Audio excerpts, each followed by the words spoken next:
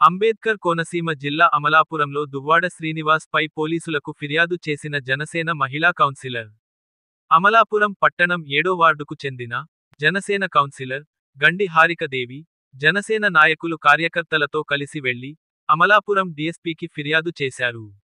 Assembly సమావేశాలు మొదటి రోజున జనసేన అధినేత పవన్ కళ్యాణ్ పై అనుచిత వ్యాఖ్యలు చేసి జనసేన నాయకులు, కార్యకర్తల మనోభావాలు దెబ్బతీసే విధంగా మాట్లాడిన ఎమ్మెల్సీ దువ్వాడ శ్రీనివాస్ పై కఠినమైన చర్యలు తీసుకోవాలంటూ అమలాపురం డీఎస్పీకి ఫిర్యాదు చేసిన అమలాపురం పట్టణ జనసేన కౌన్సిలర్లు, నాయకులు, కార్యకర్తలు.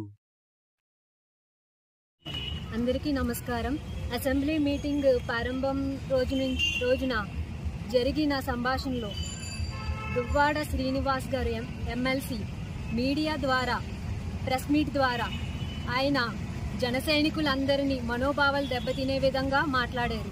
దానిపై మేము డీఎస్పీ గారికి కంప్లైంట్ ఇవ్వడం జరిగింది. దానికి కఠిన చర్యలు తీసుకుంటామని డీఎస్పీ గారు మాకు తెలియజేశారు. అందరికీ ధన్యవాదాలు. జై జనసేన.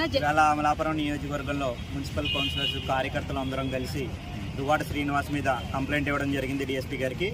ఈ నెల 24వ తేదీన జరిగినటువంటి అసెంబ్లీ ప్రారంభ సమావేశాల్లో తదుపరి ఆయన పవన్ కళ్యాణ్ గారి మీద, జన సైనికుల మీద చాలా దుర్భాషలాడారు.